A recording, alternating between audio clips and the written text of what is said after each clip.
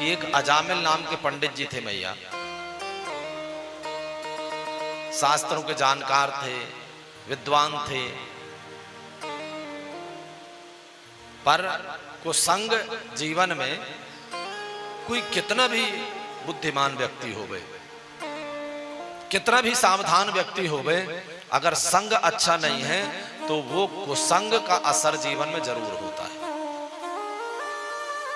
जब बड़े जन किसी से कहते हैं कि देखो यहां पर नहीं जाओ, यहां पर नहीं जाओ,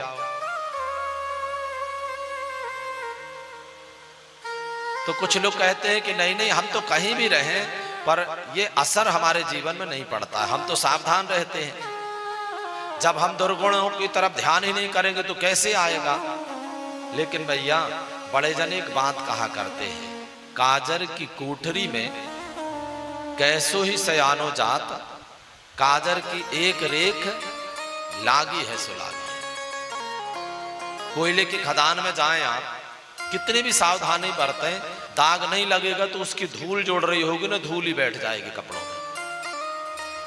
ऐसे ही अगर हमारा संग अच्छे लोगों का नहीं है तो आप उनके जैसे बिहेव नहीं करेंगे तो कुछ नहीं, उनके जैसे बोलना ही सीख जाएंगे, कोई ना कोई दुर्गुण अवश्य आ जाएगा।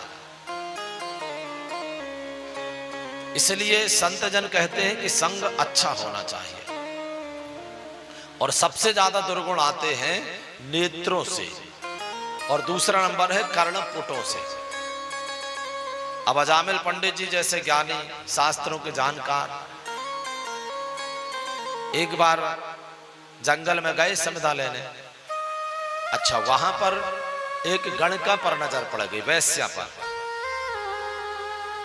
वो पर पुरुष के साथ बैठ करके चर्चा कर रही थी, आलिंगन कर रही थी। तो अजामिल पंडित जी के भी मन में बात आई और जाकर के कहने लग गए कि देवी तुम्हें कितना रुपए चाहिए, मेरे पास बहुत संपत्ति है, तुम मेरे साथ चलो। अब उस गणिका को, उस वैश्या को तो संपत्ति चाहिए, पंडित जी के साथ रहने लगे। अब सोचिए, पंडित जी ने घर छोड़ दिया, परिवार छोड़ दिया, बच्चे छोड़ दिए, सब छोड़ दिया और उसी के साथ रहने लग गए। एक बार गलत नजर गई, उसका दुष्परिणाम ये निकला कि मार्ग से भटक गए। और सोचिए, जो रात दिन गलत मार्ग का अनुसरण करते हैं, रात दिन गलत लोगों के संग में रहते हैं, उनकी क्या दुर्गति होगी ये तो राम जाने। अब अजामिल पंडित जी पहले कर्म कांड करते, पूजन पाठ करते, अब तो चोरियां करने लग गए, डाका डालने लग गए। एक समय था जब किसी को रहता कि भाई अच्छे पूजन कराना है, विधान से पूजन कराना है, तो लोग कहते कि भैया अजामिल पंडित जी को बुला लो। आज समय ऐसा आ गया, इतने कुख्यात हो गए कि घर पर लोगों के बच्चे रोते तो लोग कहते कि सो जाओ बेटा, नहीं अजामिल डाकू आ जाएगा। ये स्थिति हो गई अजामिल पंडित जी की। पर कभी संतों का सानिध्य प्राप्त हुआ। गणका ने संतों को अपने इधर रोक लिया और संतों ने रात्रि में वहां भोजन प्रसाद किया, रात्रि रुके रहे। और संतों ने विचार किया कि हमने इस गणका का, इस वैश्या के घर का अन्न खाया है, अब हमारे संग को प्राप्त करके अगर इसके जीवन में परिवर्तन नहीं आया तो हमारे संतत्व का मतलब क्या।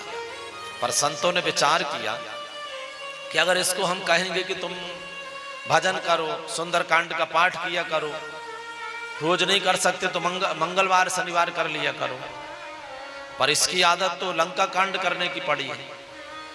हम इसको कितना भी समझाएं कि सुंदरकांड करो, आदत किसकी पड़ी है? लंका कांड की, लड़ाई झगड़े की। तो ये सुंदरकांड नहीं करेगा। तो महात्माओं ने कहा कि कुछ ऐसा करें जो ये स्वाभाविक मजबूरी बस करे। तो उसकी पत्नी से कहा कि बेटी, जब संत जन, ब्राह्मण जन घर पर भोजन करें, उसके बाद कुछ न कुछ दक्षिणा देना चाहिए, जो सामर्थ्य हो। तो उस वैश्य ने कहा, गणका ने कहा कि महाराज जी आप आदेश करें।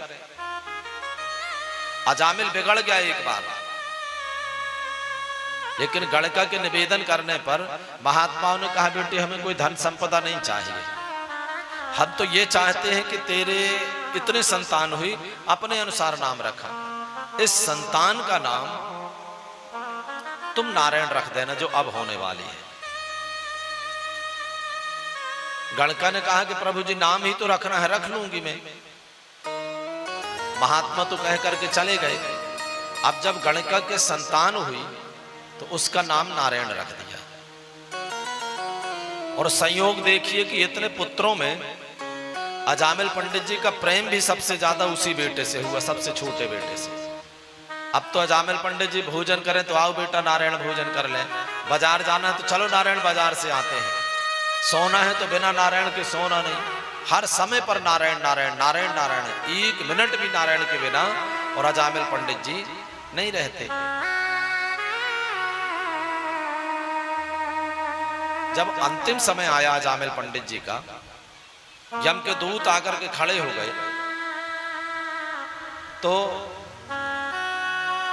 माई बाप जब शरीर से प्राण निकलते हैं तो बड़ी तकलीफ होती है, साधारण प्राण नहीं निकलते हैं शरीर से, तो कष्ट होने लगा। तो जब कष्ट हुआ तो एकदम से अजामिल चिल्लाया, दूरे क्रीडन का सक्तम, अपने दूर खेलते हुए बेटे को आवाज लगाई, बेटा नारायण बचाओ, दौड़ो नारायण। और ऐसा करते करते कोमा में चला गया।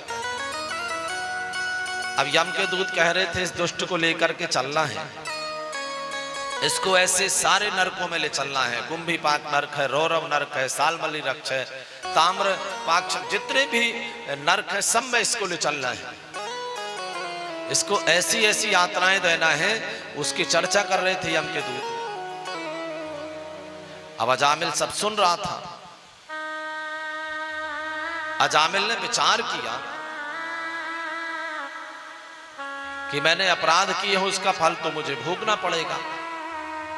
अच्छा, उसी समय पर आ गए भगवान के पार्षद, और भगवान के पार्षद आकर के कहने लग गए कि नहीं नहीं इसको नहीं लेकर के जा सकते, इसने भगवान का नाम लिया है।